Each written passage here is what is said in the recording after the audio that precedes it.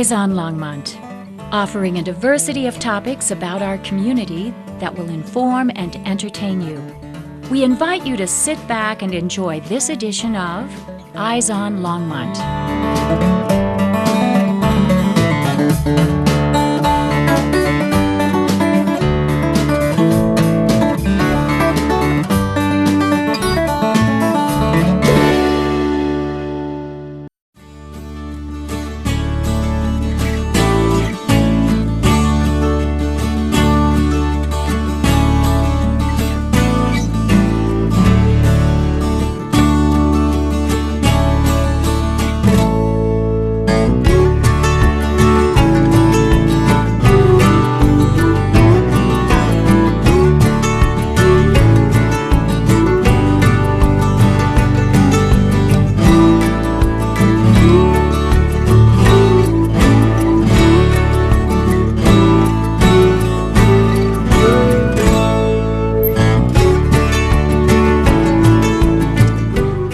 Hello, my name is Max Seigal and I'm a photographer out of Boulder, Colorado, and this is my studio, so come on in.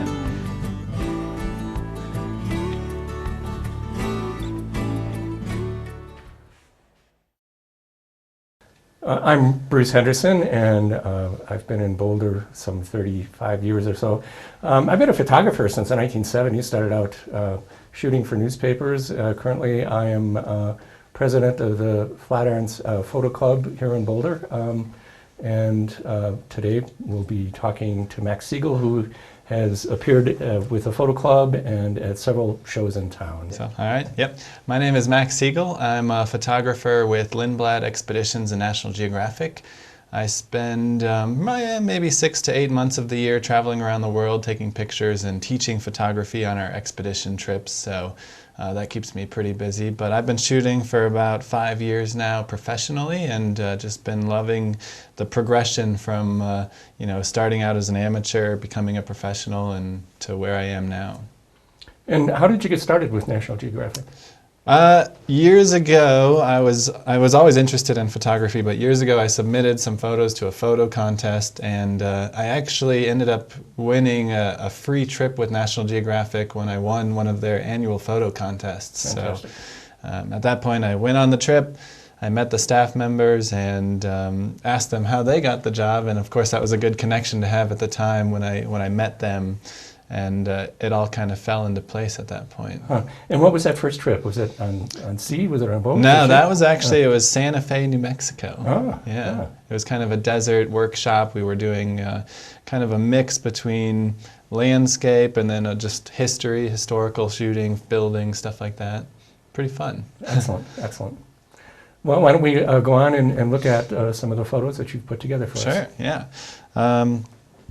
So my career as a photographer really started when I graduated from college and then kind of pursued photography. I had a degree in biology, so I was interested in traveling for field work, but always bringing a camera with me. And so essentially what I would do is scour the internet for the most remote jobs possible and just random places, and try to find a place where not only I could do the field work part of the biology position, but also a photography career, and bring my camera. So the first place I went to was Africa, and here we have a picture from my first couple weeks there. I was doing some tracking projects. We were tracking some rhinos and encountered a lot of elephants along the way.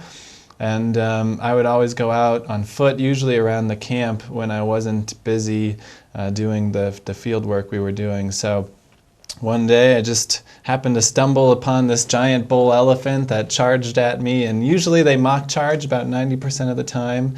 There is the 10% that's in the back of your head as you're standing there not moving and wondering if you should run away, but I had my camera and I snapped away and I got a really cool shot. This is definitely one of my favorites just because of the memory and it being one of my early photographs. And yeah, this is, it's kind of the epitome of this Africa trip that I took. Absolutely. Where was this in Africa? This is in Botswana. It's the Okavango Delta here. Mm-hmm.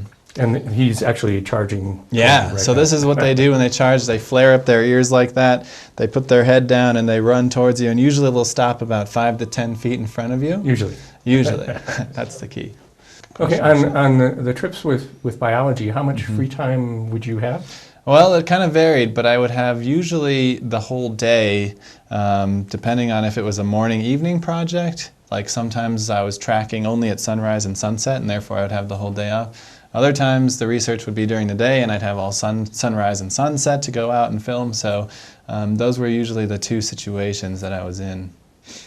And this was how many weeks? So this shot here, I was working on another game farm down in South Africa, and basically this was a daytime job, so I'd have the mornings off, and every morning I'd wake up before the sun came up and go out into the field and look for any kind of wildlife that I could find. And it was kind of my early years in photography. I was still really into just playing around with techniques and silhouettes and stuff like that. So as you can see, this is the silhouette of a wildebeest.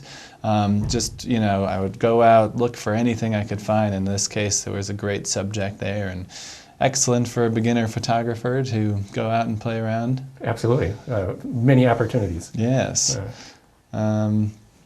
Here is, I ended up working on a farm that had one of the deepest freshwater pools on Earth. This really bizarre kind of pool in the middle of the desert. It was free divers would actually travel there from all over the world to dive down in this little freshwater pool. And it had some really unique species, and I one day was walking and there was all this algae, and I just stumbled upon this frog that was kind of crawling out of the algae, which was pretty neat. I love this. Yeah. Good for macro. Again, I was still playing with all different techniques. I was doing macro photography, silhouette stuff, just basically anything I could do. And when you're new to photography, you're just kind of exploring and playing around. So that was the time for me, for sure.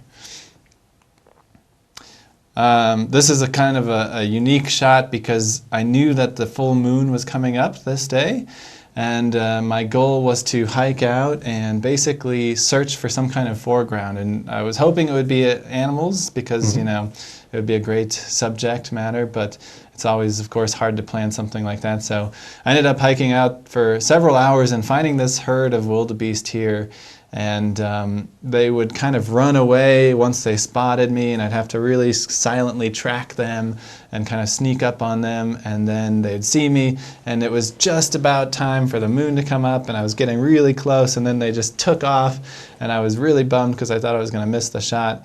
Ended up getting another really unique shot when the moon was actually rising over the horizon, but then I found these guys again about 20 minutes later when the moon was a little bit higher in the sky. And so got this really cool silhouette shot here with the full moon. It is very cool. And the moon is actually fairly large in here, so I imagine you're using a fairly long lens. Yeah, this was an 800 millimeter. That's a big lens. I had to schlep that thing all around Africa with me. It wasn't easy. Yeah, so that was a lot of fun. And there's still, you may not be able to see this on screen, but there are some starlight. Some starlight in there as well. And I'm just guessing that this might have been the roots of some of your nighttime photography. We'll talk about it in a little bit. Oh yeah, absolutely. Yep. And actually this one was the first award-winning photo that I had. It won an award in Nature's Best Photography, I think in 2010, I want to say. So this was kind of the spark of a career in photography, where it used to be just kind of a passion and a hobby until this point. Well, technically there's a lot going on in here. It's the side of the moon because of the 800 millimeter lens. You can see some of the stars. The exposure, I'm guessing, is maybe 10 seconds, something like that, and the wildebeests are probably moving around. Am I close?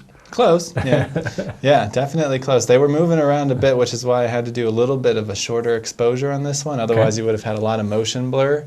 But everything else is dead on. You've got the long lens, you've got a little bit of starlight in the background. It was definitely a tough one to balance, and plus with that 800 millimeter lens, the one thing you're trying to avoid is any kind of vibration.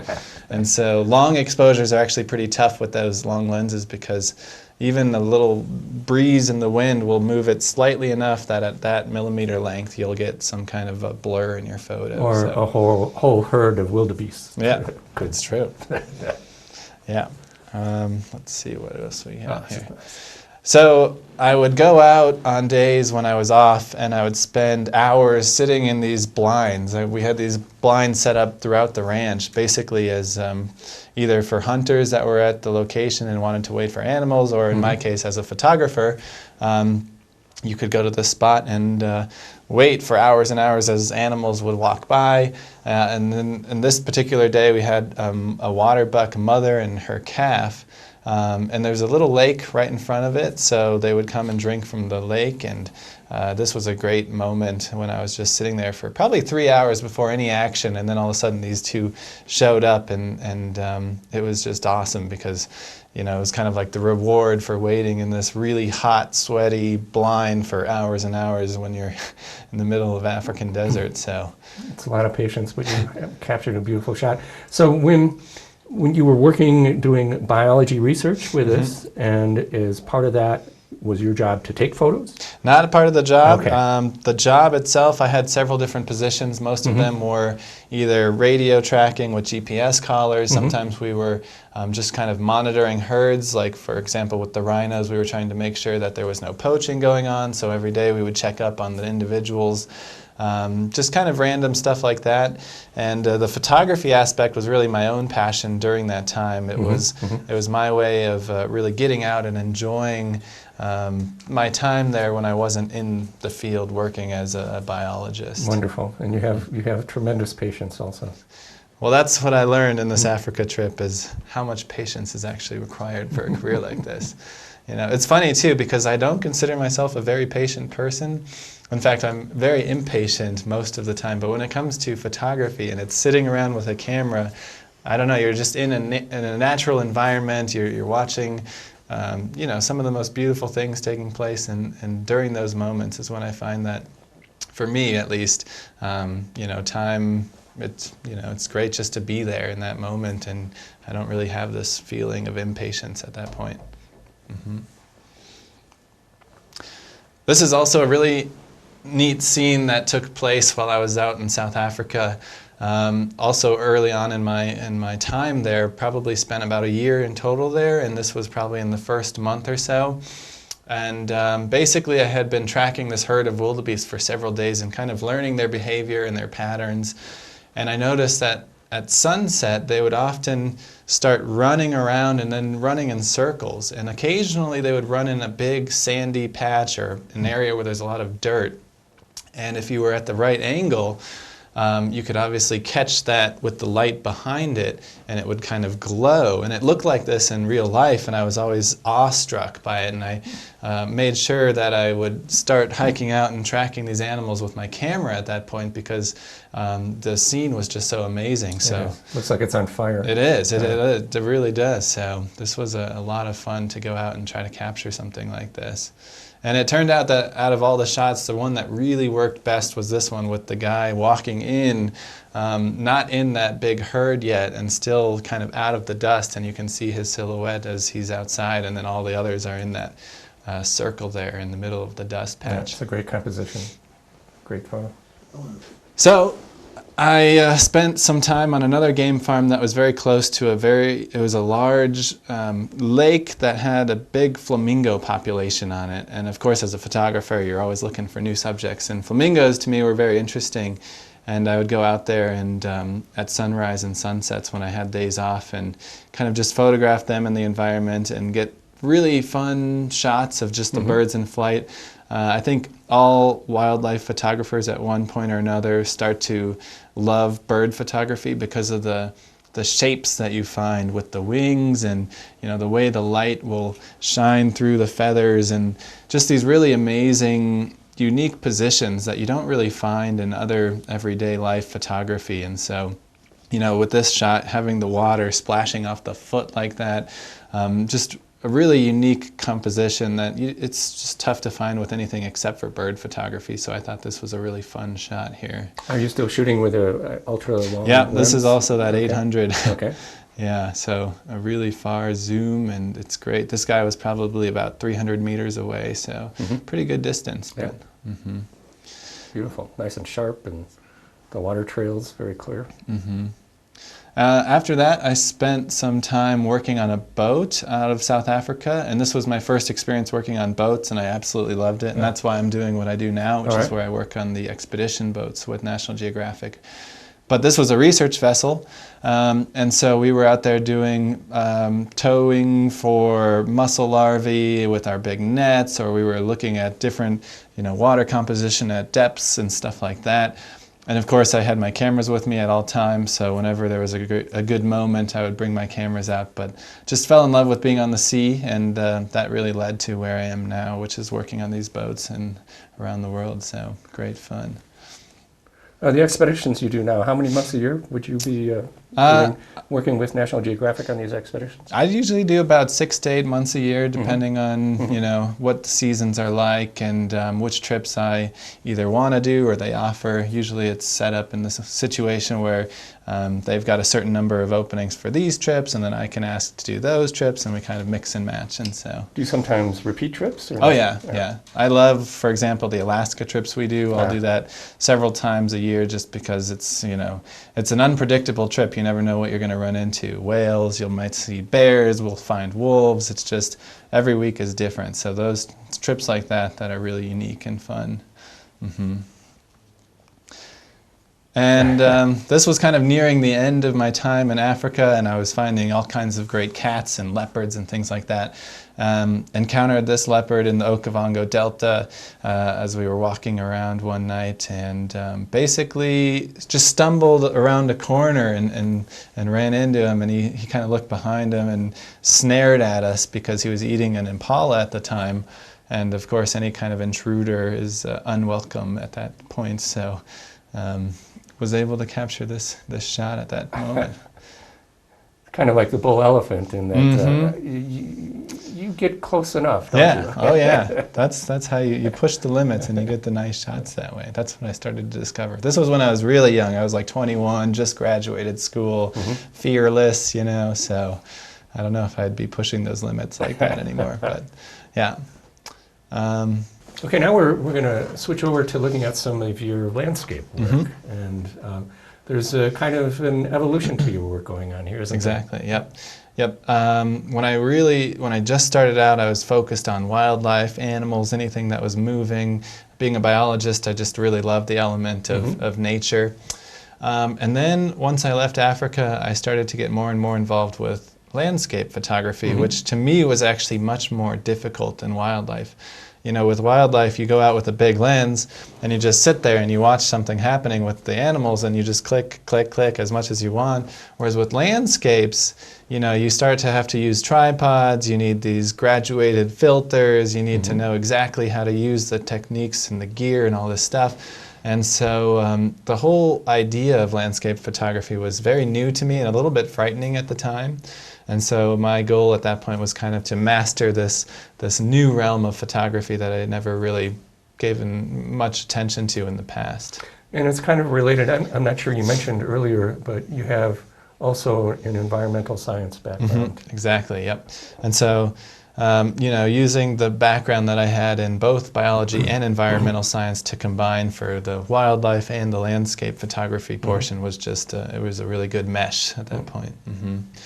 So this is probably one of my earliest landscape shots. It's a beautiful shot, but to me it's still very generic. It's just flowers in a field and the sky, it's kind of blown out. The clouds are a little blown out there. So this is early on, before I really knew what I was doing, before I knew about how to use the right filters for the scenario and stuff like that. And so I kind of evolved both my technique and my style throughout the course of my career. This is beautiful. Again, yes, another early shot of mine. This is pretty easy, just point and click kind of thing. No filters or anything like that, just a standard exposure. But again, it started to become this addiction to find these really beautiful locations and shoot the landscapes like this. So this is Bryce Canyon in Utah.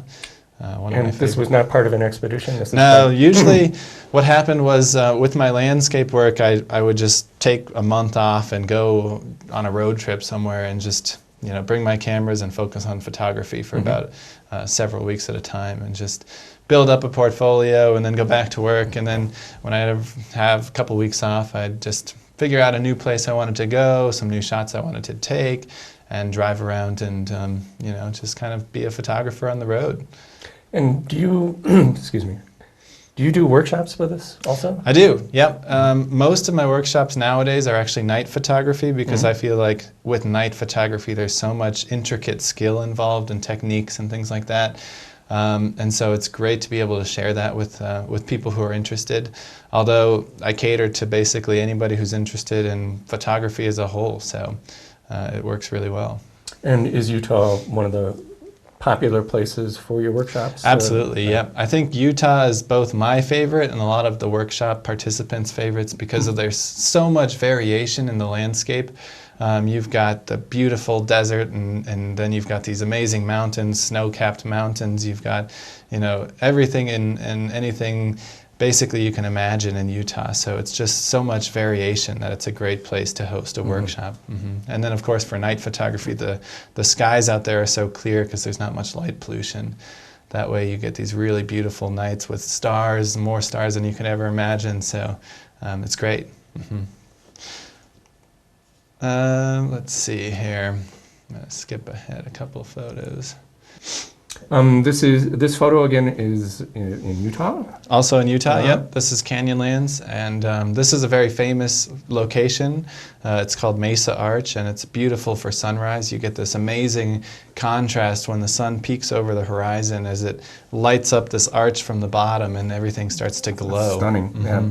And the amazing part is that I always thought that this was a photoshopped image before because that roof is so red. And then when I went there and saw it with my own eyes, I couldn't believe how much it glowed in reality. It was unbelievable. Reflecting from the stone below, apparently. How come there aren't any people with, 1,000 people with their cell phones? This is one of the toughest shots to get simply because there are a lot of people at the site. So as you can see, I'm kind of scrunched right up against the rock, as with the other 20 people next to me. So it's kind of a tough spot. It's one of those places where even though it's the most beautiful sunrise you'll ever see, you kind of don't want to go back just because it's so crowded that it kind of takes away from the experience. But it's a great photography spot. It's beautiful. Beautiful photo. All right. So this photo here is in Patagonia, and this is when I started using more filters and tripods and experimenting with my technique a lot more.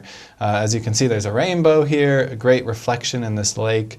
It's kind of a funny story. I was in Patagonia for about 10 days at this point, and as you know, you can either get extremely lucky with the weather and have perfect skies, or you can just get total clouds for weeks at a time down there. And I had nothing but clouds for the whole 10 days. And actually this shot was taken as I was driving my car out of the park and leaving as I was heading towards the airport. And this was kind of the last lake in the park area. And just as I was about to leave, the sky opens up just a little bit and you get this amazing rainbow and unbelievable reflection. So pretty serendipitous shot, but probably the only keeper that I got from the entire 2 weeks there, just because there was very little opportunity to take pictures with any kind of view when it was just socked in by clouds like that. How funny. And then I think you mentioned you're starting to use like graduated filters. Exactly. So this one I used a neutral density, a graduated filter here. I started to make the skies a little bit darker to get that balance in the shots. I also had these really dark filters with me, these neutral density filters that basically you can get a lot of blur and movement in the clouds and things like that. Yes. And with so a longer exposure. Exactly. Yes. So I was playing around with 5-minute or 10-minute exposures, and I think I've got some of those coming up that we'll be able to take a look at here. Okay. Let's see here. Yeah, I could start with this one. So this is also down there in Patagonia, and this was on that last day as I was driving back into town, and there's a big lake there. And I was using that really dark filter that I had mentioned.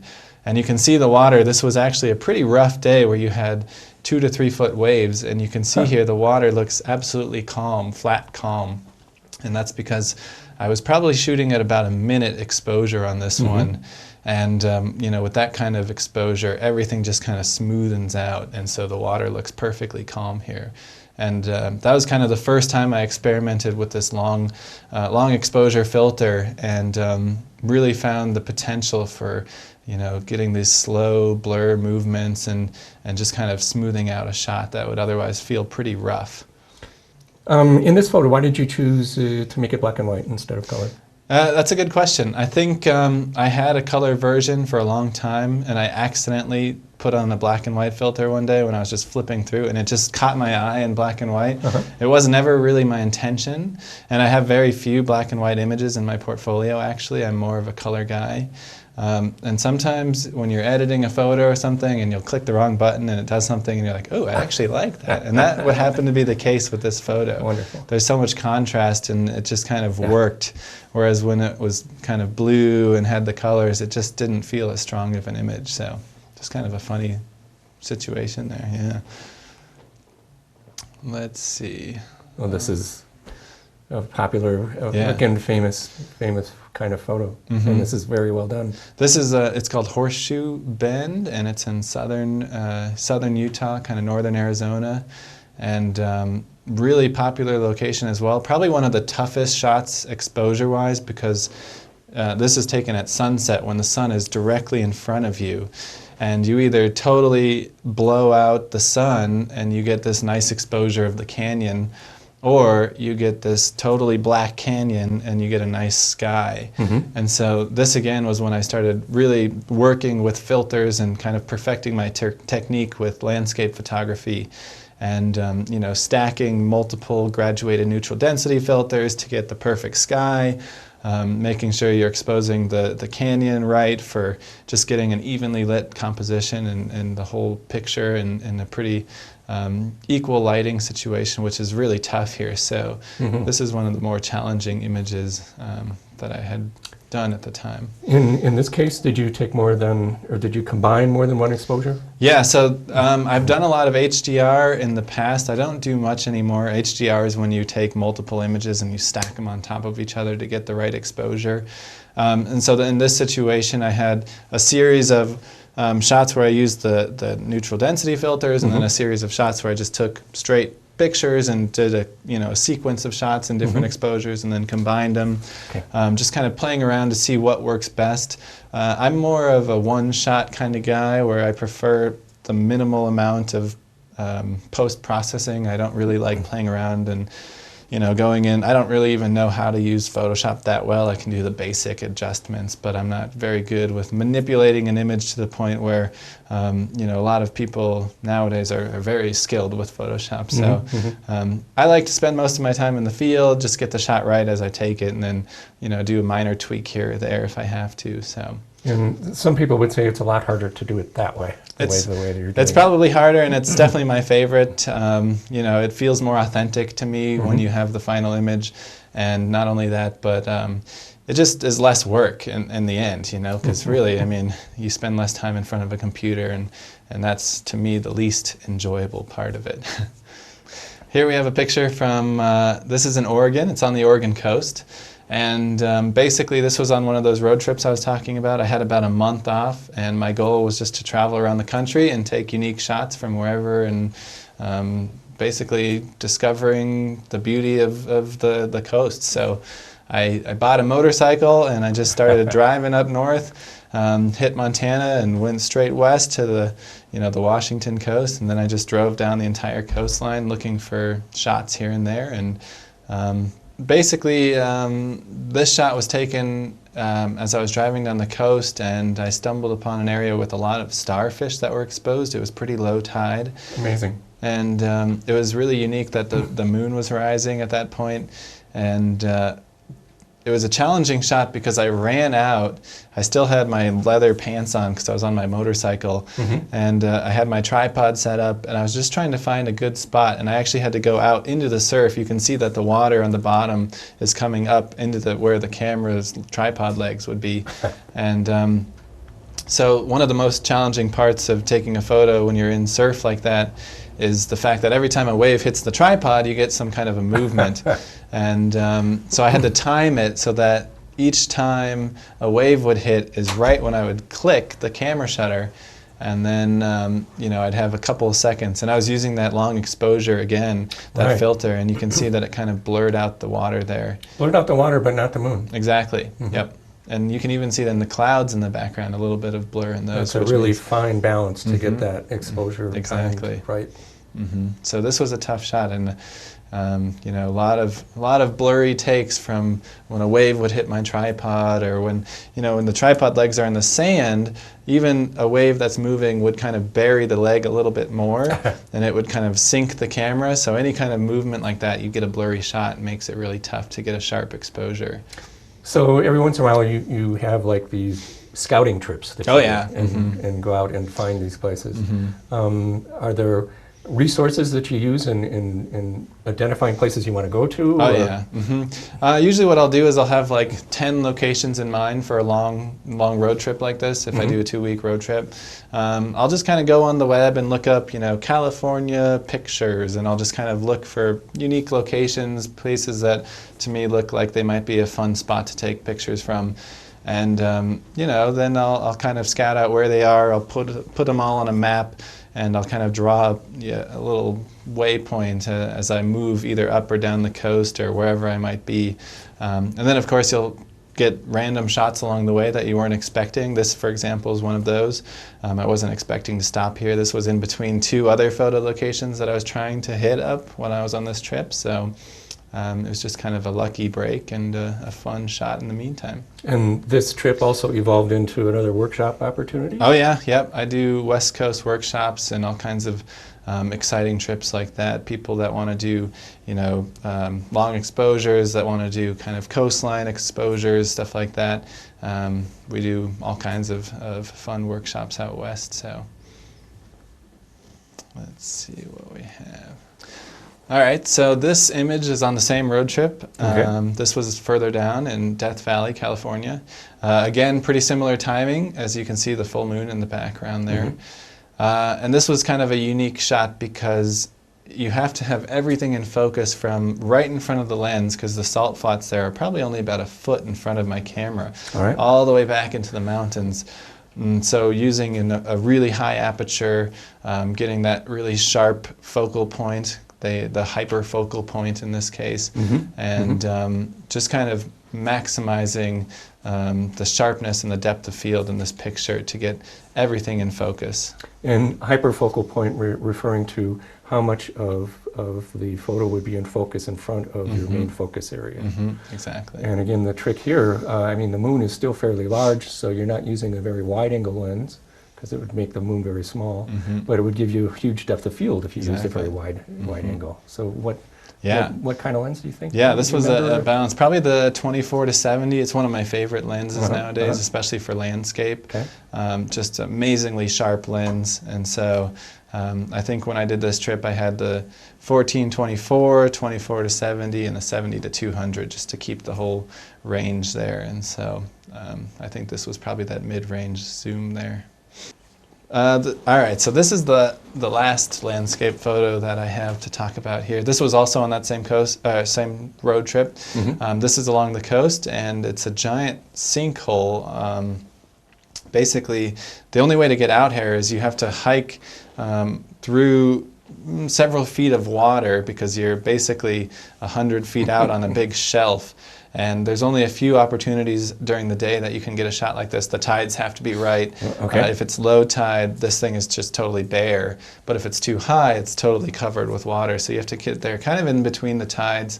And it's best when you have really big waves that are crashing into it, like you can see here. The problem is, as the big waves come and they crash into the hole, they also keep moving and they crash into you, the photographer.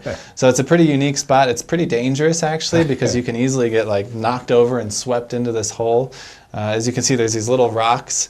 So I'm standing on the highest little mound of rocks that I can find, just to get above the crashing waves, but definitely getting splashed around. Can't stop thinking of the Pirates of the Caribbean or something. This big sinkhole. And Yeah, really unique and just a lot of fun. And again, this is where I was practicing different photographic techniques. So long exposure here. You can see the motion blur as the water is kind of dripping into the hole. Had I used a really fast shutter, it would have been much more freeze frame. You wouldn't have that nice blur Right, of the water right. going down. So just kind of a different style there. So I'm guessing you've been to this place more than once? Oh yeah, Yes. yeah. Yeah, timing it is tough. You know, Yes. you get there and the tides are wrong, and you got to come back the next day, Okay. and it takes sometimes can take up to a week to get the tides right. So this was a long-standing photo that I wanted to get, and finally was able to. Another example of your patience for doing these. Let's do some night stuff now. Okay. Let's see, this doesn't do that. Okay. All right. Night photography. Okay, so where is this taken at? So this is Nepal. Okay. This is kind of, as I'm developing as a photographer, Mhm. I transitioned from starting out with a lot of wildlife, and then I did a lot of landscape. And then I started getting more and more interested in creating a new style of picture that you couldn't really take just doing a snap by walking up to something and just taking a quick picture. Now I was more interested in creating an image that had possibly never been seen before, or creating a scene that you can't really see with your own eyes unless you capture it with a camera, because a lot of times you're able to capture stars much brighter than you would be able to see with your naked eye. So I got more and more interested in that. This is probably the first night photo I ever took, and it was in Nepal. It was right after I bought my first DSLR camera. I had been using a point and shoot up until this point, and I decided it was time to go all out and buy a DSLR. And I went out and took a trip with friends, and we hiked up to base camp of Annapurna, which Annapurna is actually that big white mountain that you see in the photo there. I think it's the 10th highest mountain in the world, so really amazing. We're up at 14,000 feet while we're taking this photo. So And what's the temperature like there? Yeah, so this was a freezing cold night. I was definitely bundled up. There was snow on the ground, and I was doing jumping jacks in between shots to keep warm, because we're doing 30-second exposures here. And so basically anything to keep from freezing both your fingers and your body as you're taking shots, because this could be an hour session of just clicking to get the exposure and the composition and everything right, because when you're doing a 30-second exposure, you have to wait 30 seconds to change the frame just a slight bit, or to change the exposure. So spent a good amount of time that night just trying to keep warm as I was taking these photos. The lighting to me is unusual, because the mountains in the foreground are almost like they were taken in daylight. Exactly. So the moon was coming up behind me. Okay. And again, this was really early on in my night photography career, and this is when I learned how to use both the moonlight, the starlight, ambient light, just trying to figure out what works and what doesn't work. And just within the moon itself, it can change the picture so dramatically between a full moon, a half moon, no moon. And so even if the moon's rising at this time, that's not enough information. Now you have to know, what percentage is the moon tonight, how full is it, and that will have a huge impact on your photos as well. So this was kind of early on when I was still experimenting, and just happened to get really lucky with probably a sliver of a moon that just was enough light to light up the entire valley at this point with this exposure. So it's not just the size of the moon or the intensity of the moon, but it's also the location of the moon. Sure. Do you now calculate that sort of thing? It depends. Before you go out? Some people are very calculating with their images, and they'll figure out exactly where the moon and the Milky Way are, and they time it just right. I'm more of a let's see what happens kind of guy. Okay. And so I don't try to plan a trip around a phase of the moon. Some people will do that, because obviously if you're trying to get the best stars, you would try to time a trip when there's no moon or something like that. I just time a trip so that I can go out and enjoy it. If it's a full moon, then I'll get great well-lit landscape without many stars. If there's no moon, I'll get great stars without much lighting on the foreground. And I'm not too picky anymore. I just kind of try to enjoy it, and that's the beauty of photography for me, is that it's something that I love to do, and it just happens to also be a career. So it's great that it worked out both ways. But I'm not so concerned with what the moon's doing. I'm more concerned with, now that I see where the moon is and what it is, how do I maximize the potential for a photograph with these conditions? So that's usually my goal anymore. All right, let's see. So here we skip to arches here. And Back in Utah? Back in Utah. This is double arch. And this is when I started experimenting with using a flashlight to paint your subject. So when there is no moon and you don't have a light source, you can actually use a light or flashlight or something like that to light up your subject. And in this case, you can see that I kind of painted it on to those cliffs there. And you get the great Milky Way in the background, and it just works out really well. So there's a lot of technique involved with light painting. It's very challenging, but it's a blast. It's like, you know, everything's an experiment. You try one kind of light, you try another kind of light, you try shining it straight on, you try ambient, you try, you know, reflecting the light off the ground. And so there's just so many ways to do it that it's just like playing around and finding the best technique. So in a case like this, and again, I'm kind of guessing, your exposure might be something like 30 seconds to get the stars, but the canyon, the arches would be dark. Yep. Oh yeah, totally dark. So you have 30 seconds to run around and shine the flashlight on the area of this. Do you like work out? Yeah, I'm from Boulder, so you know this is just another day, right?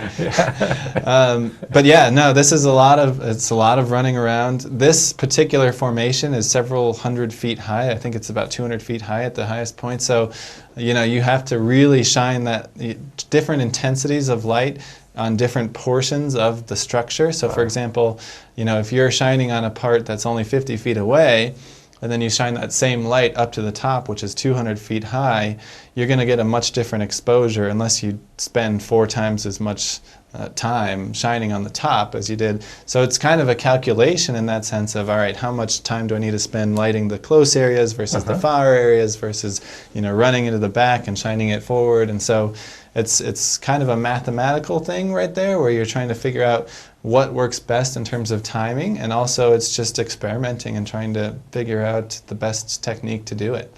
Do your lights sometimes have a variable intensity? Yep, Okay. yep. And I use different kinds of gels to get different colors. So you might have a warming gel to get the nice reds coming out of the rock. If you used, let's say, a fluorescent light in this situation, it would be very white, and so the rocks would appear almost lifeless. It'd be like a white light. Whereas this was an incandescent light, which is a lot warmer. It has a nice reddish tinge to it, and that brings out the colors in the rock much better. Fabulous. This is an example of what you would get if you did not light paint. So you can see the trees in the foreground, how everything is completely dark. And this is a great moonless night, and you have beautiful stars, the Milky Way shining bright. But again, no light in the foreground, and therefore you get these nice silhouettes of these trees. Had I had a flashlight and shined it on them, you would see details, you would see the colors of the trees and stuff like that. But this is just straight as it was, you know, 30-second exposure, Milky Way coming up, and nothing else. Well, the Milky Way in this photo is so bright that the silhouettes of the trees are very strong. Yep, yep. So to me, it wouldn't speak to needing light No, painting. yeah. And that's the other thing, is trying to figure out which scenarios require light and which don't, because sometimes it works and sometimes it doesn't, and you just kind of have to figure out what looks best in the image. That's one of the brightest Milky Way shots I've seen, I think. Yeah, this was down in Patagonia. Okay. This was, let's see, after the trip that I had spent 2 weeks in the very cloudy location, I moved to a different section in Chile, and so this is on the Chilean side. We had really great skies there. Oh. And this is also down in Patagonia, and here you can see the contrast where in the last picture I did not use any flashlights, and in this one I lit up this tree here, and you can see it brings out the leaves, it brings out the green, a lot more color, and again you get that nice Milky Way in the background as it's arching up, and I think those are the Fitzroy Mountains way back there that you can see, so another fun scene here. This is fun. Yeah, so then once I started playing around with night photography, I started experimenting with the human element. And so you can take a string and put a flashlight on the end, and you can spin it around in a big circle, and you can get these great orbs. And so I started playing around with that, trying to figure out, how to get the perfect orb. And then once I started getting good orbs, really what makes a shot like this work best is when you have a great foreground or a great subject. And so, if you're just in an open field, it's still a nice looking shot, but I found this amazing tree when I was in the Black Canyon. It is an amazing tree. Yeah, just the way it curves around. And it just worked out so perfectly for creating a little orb underneath it. So when you spin the flashlight to create the orb, you have to probably think about the progression in a circle to make the orb. You're spinning around on your feet, so you do a full 360 on your feet as you're spinning the flashlight around in a circle around your body. So it's really tough to keep balanced and to keep on the same exact spot when you're standing there. Otherwise, if you start moving left or right, the orb starts getting wonky. Yeah, it would not be as much of a circle. Did you ever smack a flashlight on the ground doing that? Oh, yeah. Yeah, you lose a lot of flashlights this way. It's good. It's good fun, though. So I always have several backups with me. This shot, another really unique shot. This is actually inside Antelope Canyon. And probably one of the toughest lighting scenarios I've ever encountered for night lighting. And the problem I was running into is, let's say you have a flashlight and you shine it on the wall, you get these really hot spots, these burned out bright spots where the light's hitting, and then the kind of the beam around the light creates the nice soft light that you're looking for. But wherever the light, intense spot of light hits itself, that will be a nice blown out portion of the image. So, or a not so nice. Well, not nice. Yeah. And so I had to figure out a way to reduce that, or actually to get rid of it altogether. Or make it diffuse.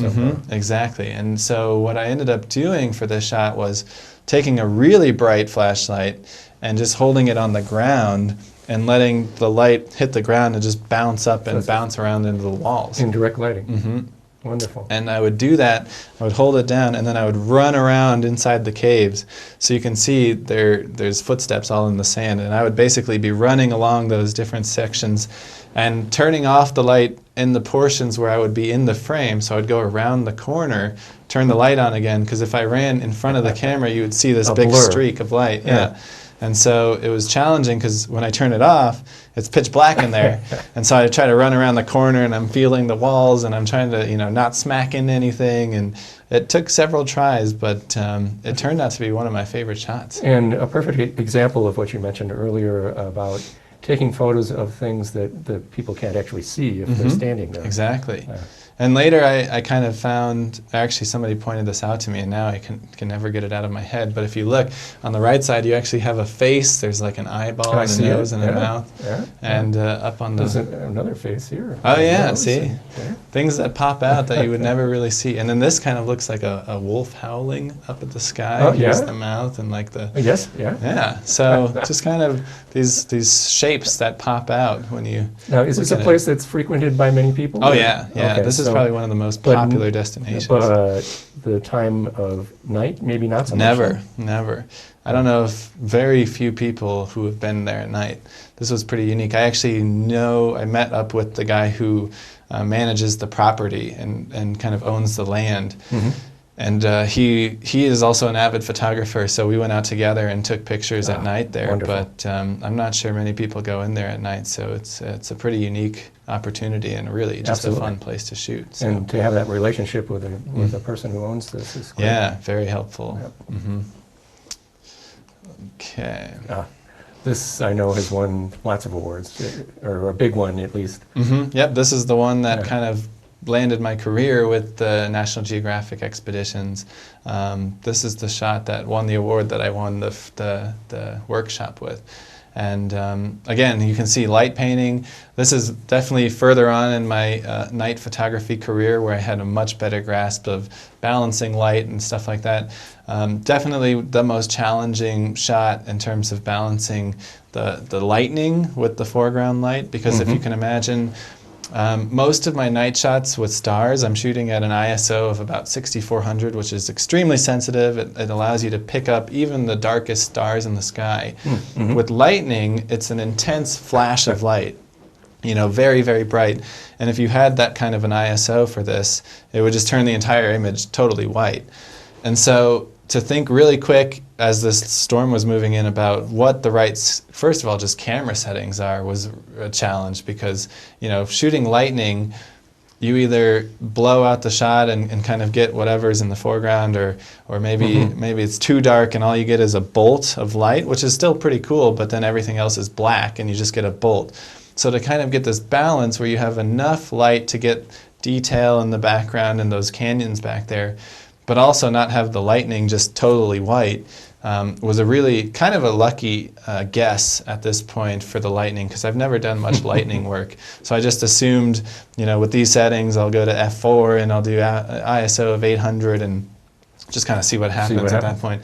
But then the challenging part becomes light painting the foreground with those settings, because every time I've done it before, I'm doing stars and stuff like that where my ISO is super high. And I only have to shine a little bit of light and it picks it up on the sensor. Now all of a sudden I'm cutting down on the light that's coming into the camera because I'm shooting lightning, and I have to use much, much more light on the foreground to brighten that up. And so I'm trying to calculate, if I drop my ISO from 6400 down to 800, how much more light do I have to paint onto this kiva here to get the exposure right? So just really trying to, count the seconds that I'm on the left side as I'm shining the light there, putting like 10 times more light than I usually would on a shot like this, and then trying to remember how much I did on the left side so that I can match it on the right side, because you can only shine the light in one spot at a time. And so just really, really tough trying to calculate this, because when you're actually in the scene, it's just a big dark cave with a lightning flash in the background. You don't actually see this. This is the product of light painting and the exposure and all this stuff. All you're doing is you're standing in basically a dark cave. So you're just trying to shine light and remember how much light you put here and there and even it out and balance it. And you don't have much time. Not much time. Yeah, exactly. And this is called what? False Kiva? False Kiva, yeah. And where is it again? It's in Canyonlands in Utah. Okay.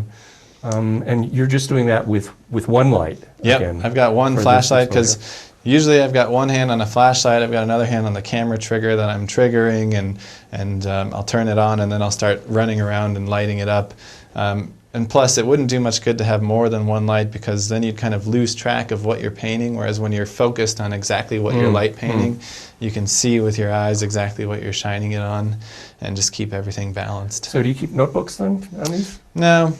I just kind of keep a mental memory, and you kind of get the feel for how much light is necessary depending on your settings. Gotcha. I know pretty much how much light I need for an ISO of really high versus low, and you just kind of get that intuition after a certain amount of time.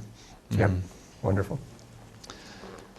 This is another one of my favorite shots here. Another award-winning photo. Yes, exactly. This one's in arches here. This is the famous Delicate Arch.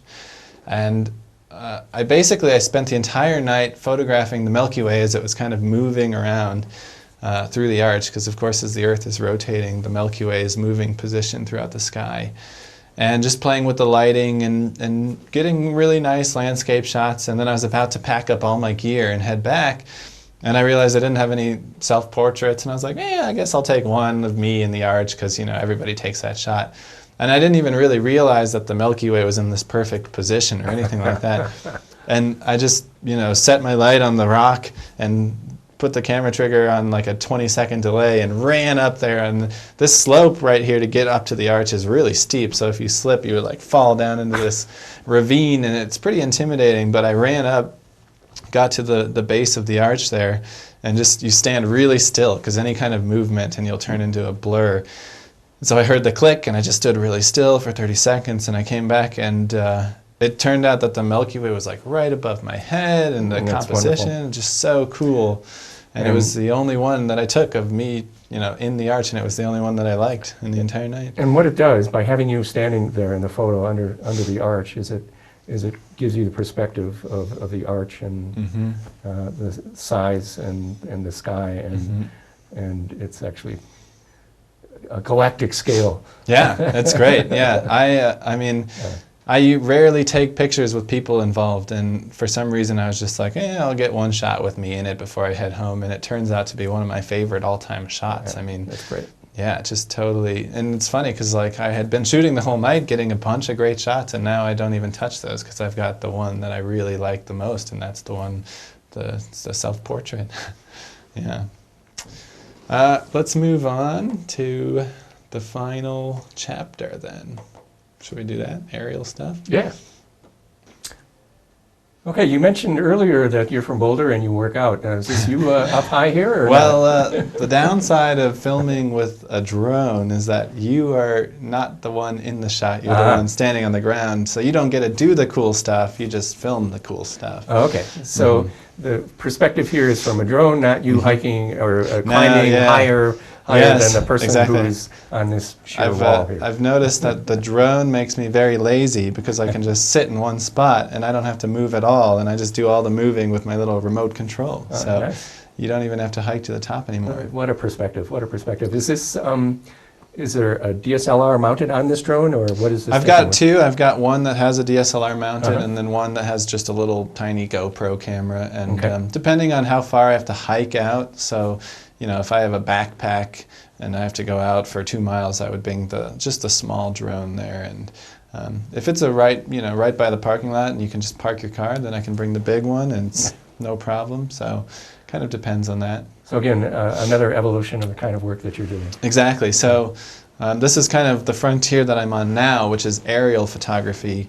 And really the idea behind this was I was going to these amazing places like arches and canyonlands and places that you go where everybody else has been and everybody else has seen, and they've all seen the picture, you've all seen that iconic shot of the arch. And I was wondering what these places look like from the other side, because you know, with the arch you've got this cliff drop off on the other side, so nobody's actually been to the other side and seen what it looks like because you can't actually get over there. And so I was thinking to myself, you know, you've got these beautiful iconic places and there's billions of people who have seen the photo, but nobody has seen what it looks like from the backside or, you know, from this angle. And I was trying to figure out how to make that happen and how to get this totally unique shot of something that's been photographed so many times before. And so, I mean, even for example, here in Boulder, we have the Flatirons, and everybody's seen the classic shot from Chautauqua Park, and you get the great grass. But you know, nobody's really seen, unless you took a helicopter, what it would look like from a vantage point, you know, in the air, which is actually pretty incredible. And so, you know, that was kind of the idea behind buying my first drone and sort of playing around with aerial photography, which has really taken off, and kind of one of my passions now is just this idea that every time you're taking a picture, it's something that nobody in the world has ever seen because it's from a viewpoint that nobody's ever been to. And so you're no longer limited by, you know, where your feet can take you. Now all of a sudden you can just do anything and everything. It's amazing. So this was done with a DSLR, and how do you manipulate the camera controls when it's? It's challenging. Yeah, it's kind of like playing a video game, and so I'm thankful I played plenty of video games as a kid. I can thank my parents for letting me play. It's great. You have several controls, a controller with dials to do both the steering of the drone itself, but also the camera movements. So I can aim the camera up and down, side to side, and you know, control the trigger for the camera so I can take a picture. I can switch it to movie mode and take movies, so I can do video as well. And it's great. It's a lot of fun. It's a lot of practice to kind of master it, but once you've got it down, you know, sky's the limit. So Sky's the limit with a drone. I like it. That's true. Yeah. Let's take a look. So I've been doing a lot of traveling, especially lately with the drone, because it's been such a fun tool in my photo bag. So this is in Angkor Wat in Cambodia here. Just, you know, a totally new perspective from one of the most popular tourist destinations in the world. So, you know, people walk up to this thing and have never seen a viewpoint like this because you just can't do that. And when you're on foot, you can see the tourist walking into the temple there down below. But this is the really famous Angkor Wat temple in the background there.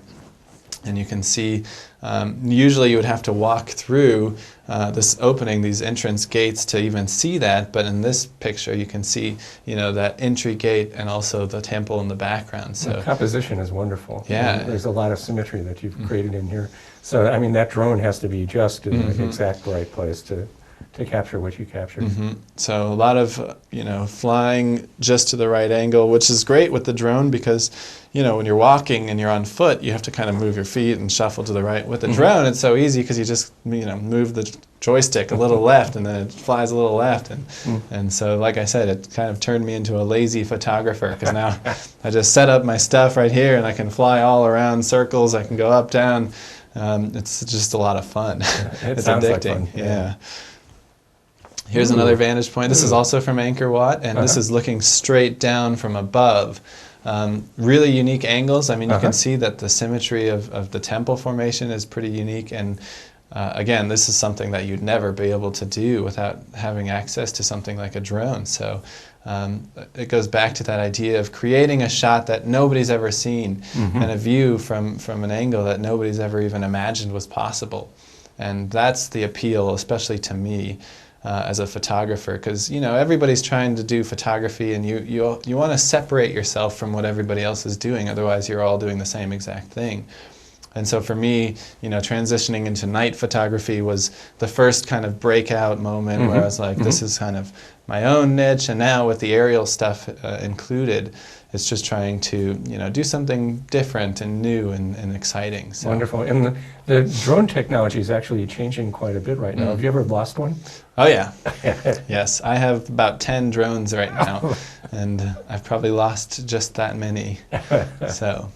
Yeah, it's fortunate for me because I travel so much that a lot of drone companies actually use me as kind of a test bunny for their new products. Wonderful. And so I get plenty of gear sent to me, which makes me a little bit more, I guess, willing to push the limits when it comes to flying around in technique and stuff. Yeah, but it's your DSLR. Well, that's true, I know. That's a good point. So I do have to worry about that. Here's a shot from Vietnam. Again, this is kind of not like my style because I've got a person in the shot, but I've got the wildlife. He's riding on a buffalo, and so it's kind of a fun shot, and just kind of getting that cultural perspective. This is a tough thing to capture when you're on ground level because you can't get the extent of the rice fields when you're standing at level with the rice field. You have a nice shot of the guy on the buffalo, but then, you just see the field go onto the background. Whereas from an aerial vantage point, you can see that it's just miles and miles of rice fields. It's a really nice angle. And there's lots of nice lines in here.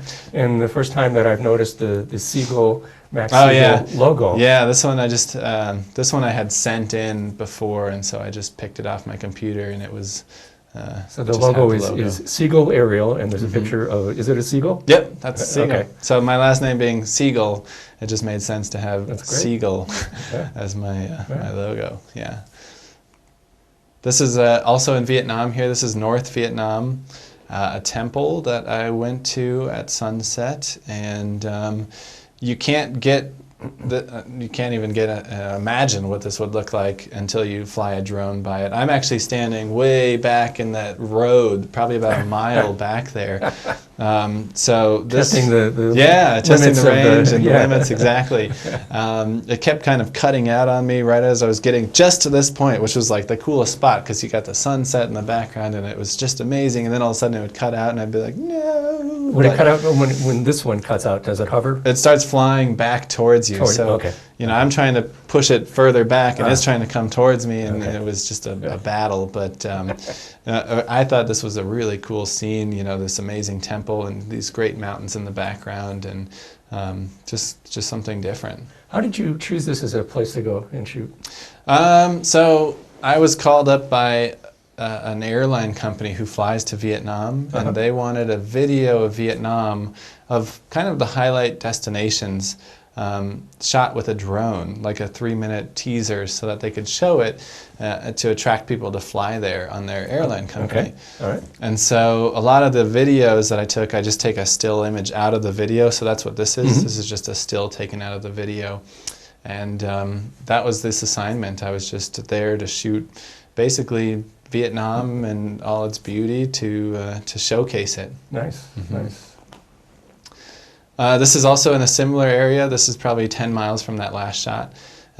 just this really beautiful lake and this guy rowing his little boat, and really peaceful evening. And you know, again, this is just shot with the drone, something that at ground level you couldn't get this perspective. You wouldn't have the separation of the guy on his boat with the mountains above, because he'd kind of blend into the background if you were standing down there. So I love these perspectives. It's just really unique and really fun. So if you have like 10 drones, can I borrow one? Yeah, you know, call me up. We'll go fly the drone someday. Could do drone lessons. Actually, I teach drone workshops now. Do you? Yeah, that's my new thing. I'm flying to Saudi Arabia in 2 weeks to do a drone workshop. So it's the newest thing. Oh, this is gorgeous. So this is Tokyo. It's the Tokyo Tower, often confused with the Eiffel Tower. Yeah. But again, you know, just a totally unique perspective. This is one of the first times I flew at night. And you can see that it's not quite as sharp as the daytime photo, because this was with my smaller camera. I think this was with a GoPro or something. Okay. But I was impressed at the quality of a night shot with it, because usually you need a really nice camera to get a sharp image at night. But this one actually turned out pretty well. And I just really liked the, you know, the orange lit structure and just the sea of buildings in black. So I thought it was pretty special. On this shot, it looks like you're way far away. Is it just, are you far away, or is it a wide angle shot? It's both, yeah. Okay. Pretty far away, I'd say at least 500 meters away, so not anywhere close to it. But the GoPro has such a wide angle lens that even if you're pretty close to a subject, it makes it look a little bit further than it actually is. So this is also in Japan. This is Fuji in the background with this amazing shrine. And I just happened to get really lucky with the season. It was cherry blossom season, so you can see the cherry blossoms. A revered time of year. Yes, it was really unbelievable. And this is a shot that, again, is pretty unique, because I was able to fly the drone pretty close to this temple, which right there on the right side you can see is kind of right up in front of the camera. With the great view of Fuji in the background. So you wouldn't be able to do this on foot. There's kind of this little shelf behind, and the temple it has this hill that's leading up to the backside, which is popular for photographers, but you don't get this close-up perspective of the temple itself. So with Mount Fuji in the background, exactly, also, and the cherry blossoms. I mean, you have everything here. Yeah. Are they loud? Do people like look up? Yeah, they are. Okay. They are obnoxiously loud, and that is my biggest pet peeve with the drone. My dream come true is a silent drone. So waiting for that day. But you know, the funny part is that a lot of people nowadays see them and they know what they are, and they're actually more excited about it than anything else. They're like, look at the drone, and they get, you know, really excited, and they want to find you, the guy who's operating it, and talk to you and ask questions and see the picture. I've got a live screen on my drone that I can see exactly what it's seeing. Yes. So people will, you know, come around and stare at it and look at what you're looking at. Is that through like a cell phone? Yep, I've got one with a cell phone. I've got one with its own screen. It's just a really unique platform, so people love it. You know, very often you'll actually attract a crowd because the people think it's so interesting. It's a lot of fun. Again, this is also Fuji there, so as you can see, I spent a good amount of time in Japan. And this was just some morning when I was driving around the lake, and there were people rowing, and it was just morning row practice, which, you know, is just another everyday event, but taking pictures with a drone just made it really exciting and fun, and a beautiful scene there. Absolutely. And I've been getting more and more interested in photographing people in action, whereas before, when I was shooting just with a DSLR, I was into nature and landscapes and stuff. So now, with the drone, what I found is most exciting is sports and you know, motorcycles, base jumping, the rowing, stuff like that, which is really, it's just kind of a unique perspective on these sports that you could never get, and it really highlights it in a way that you could never show before, because now you're so much more mobile. You can, you know, ride with the guys and move with them instead of being stationary on foot and being stuck in one spot. So this motorcycle photo, are you in the photo or not? No, I'm way back. Usually, you know, the problem, like I said, with being a drone pilot is that you don't get to be doing the fun stuff, you're just filming the fun stuff. So I'm always standing around somewhere, you know, hidden off in the corner, making sure I'm not in the shot. But the one fun thing about the motorcycle shoot was that at one point I actually rode on the back of somebody else's motorcycle as they were driving, and I was flying, and we followed them for several miles down the road to get a cool video. But other than that, I'm usually just kind of standing out somewhere trying to find the best vantage points. What I like about this is it's almost like a movie shot where they have a boom that's raised above, so you're looking not really high up, but just looking down. And that's the best part about a drone, is that it's basically a portable boom. I mean, it's a portable whatever you need it to be. You don't have to be at a super high elevation. You can be 2 feet off the ground and still get just steady movements and stuff like that. This is kind of a fun shot with that group of motorcycle guys. We were on Route 66, and here we are in Arizona, and everybody's like, let's get a shot looking down. And again, this is something that would never have been possible. And actually, it's this beautiful spot there with this big painting on the road, but you can't really see it very well when you're standing there because it's just flat. It's like a pedestrian bike sign on the road. It just looks flat. Whereas when you get a viewpoint from here in the air, all of a sudden it starts to make sense, and it's really neat. So I think this might have been the first shot of its kind on Route 66. Pretty cool. You do a whole series of these. Again, back, this is that same motorcycle group. We had a good time. They basically had me come out and film their whole ride with a drone. So beautiful locations, just a lot of fun playing around with it, and dirt roads, back roads. I was able to carry it in a little Pelican case that I could strap onto the side of a bike. So portable, piece of cake. Yeah, a lot of fun. Nice. This is in the Mediterranean. This is in Korčula in Croatia. You're way high on this. Yep, really high altitude. It's great view of the red-roofed houses, these boats. This is a huge power boat that's like leaving the harbor there. It's pretty cool with the wake behind it. It's just kind of a neat perspective there. This is not one of the less expensive drones. Not one of the less expensive ones. And in fact, nowadays they're becoming much less expensive. But early on, when I first started getting into it, the technology was so new that it was extremely expensive. So it's kind of nice that the prices, there's a lot more competition now, different companies entering the market, stuff like that. So it's changed quite a bit. This is in a place called Meteora. It's in Greece, and it's these beautiful monasteries that are built up on these rock pillars, huge cliff sides, and it's such a unique area because this is probably one of the only locations on Earth where they've got these giant monasteries built on these mountain sides like this. And with a drone, you can fly around, you can get perspectives that you could never do. Absolutely. So it's totally unique. And this was a place that you had wanted to go to. Exactly. I grew up in Boulder as a rock climber, so I'd always seen pictures of this place as a rock climber. Okay. And as you can see, there's huge cliff walls, and it's perfect for climbing. So I knew about it, and I knew about the monasteries, which to me was just intriguing. But then, as I became more and more of a photographer, I started to want to come here and take pictures more so than rock climb. So it transformed into a trip like that. And then once I got a drone, it became even more of like I just have to go there. I think, this is another picture here. Again, so sunset and... perfect lighting. Yeah, great lighting.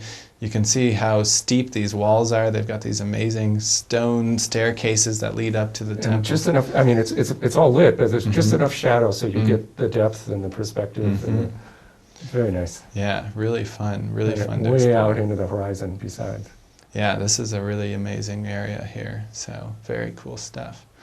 Same trip, this is also in Greece, and then I went down to the coast and filmed some windsurfers, and this is a shot that would be tough to get if you weren't in the air right above them, because you'd be probably on the beach if you're a photographer. I mean, most sports photographers are limited by the fact that you're on the beach.